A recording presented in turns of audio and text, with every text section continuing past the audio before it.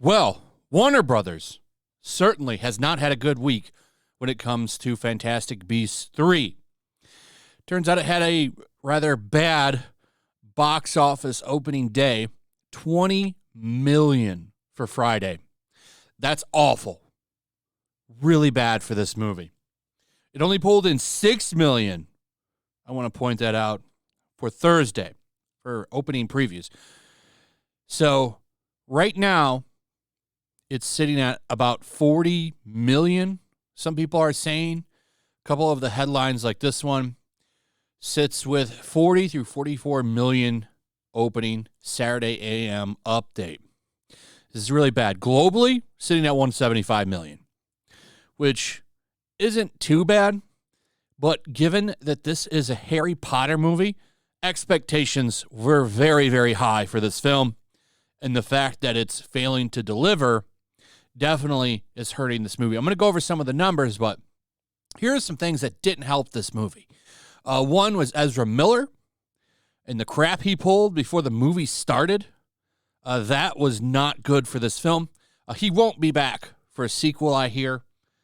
I haven't seen the movie, but I did see the spoilers. I don't think he's coming back. They can just write him out. So that's a plus for them when it comes to this franchise, if they even make a fourth movie. There's supposed to be 5 of these movies. 3 are done.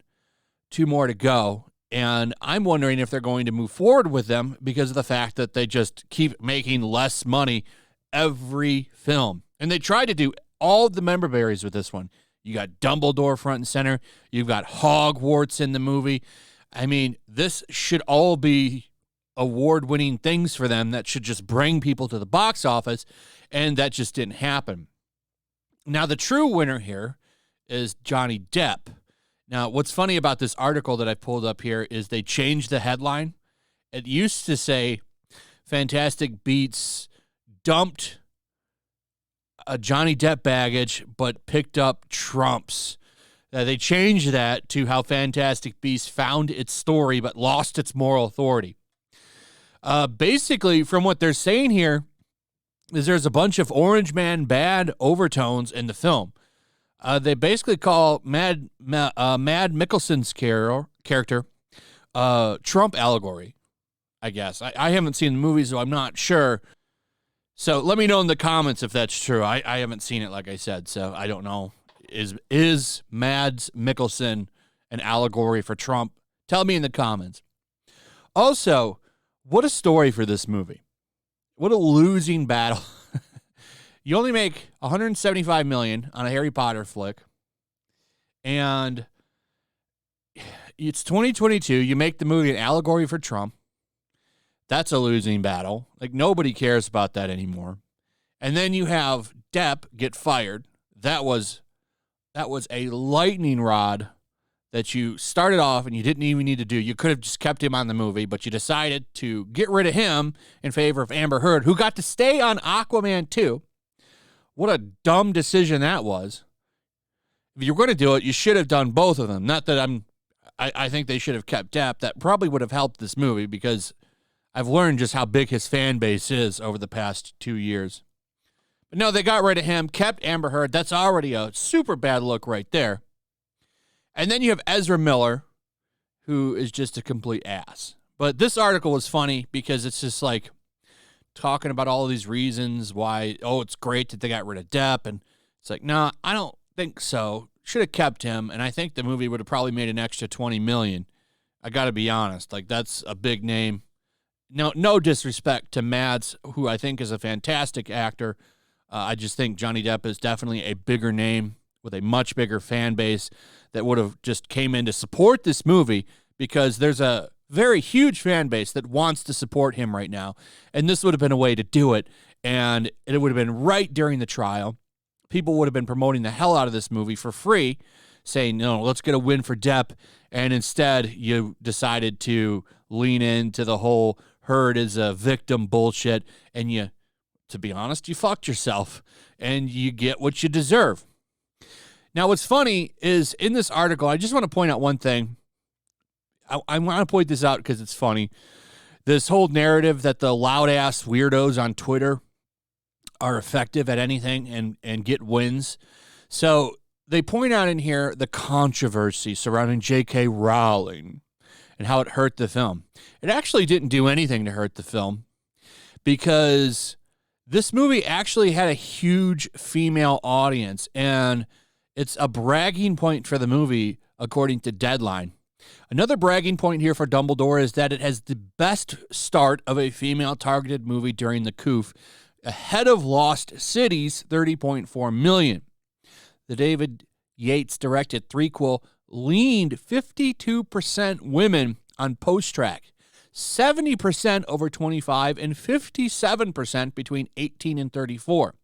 CinemaScore measured 56% females per tracking. Women, particularly the older demo, were hesitant to return to the movies during the coup, and here's another title that's spurring them to come back.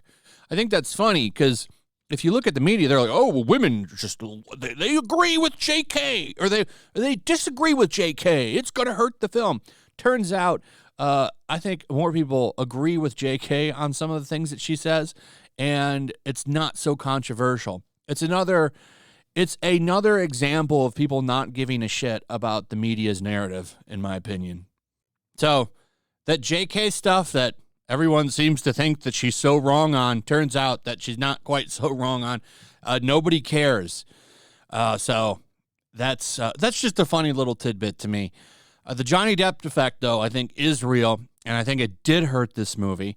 They mention it in the Deadline article even. They say, oh, despite super fans of Johnny Depp saying that he's irreplaceable, I think they were right. That's why you're seeing stuff like this. So the domestic box office for this movie is shit. And I expect the movie to be a complete box office failure. You have Doctor Strange 2 coming out soon. This movie only gets like 1 or 2 weeks of the box office, and then it's going to be completely crushed by Marvel. So you get what you deserve. This might be the end of the Fantastic Beasts franchise. I think they might try and wrap it up with one more movie, and then put a note on this one and call it a day. Because I mean, I don't think you're going to get 2 more movies out of this. You just keep losing money. Every movie has lost money. So I think you'll see one more to wrap it all up, and then that's the end of Fantastic Beasts. Anyway, that's pretty much it. Let me know what you guys think. Also, if you would, please like, subscribe, share the video. Make sure you're still subscribed. Hit that notification bell, and I'll see you guys on the next one. Peace. Also, if you want to help support the channel, check out my Teespring store. There's a link in the description. You can find some merchandise in there that you might want to check out. Also, make sure to follow me over on Twitch. I do watch parties, play video games over there. They're always fun. Follow me over there and come hang out.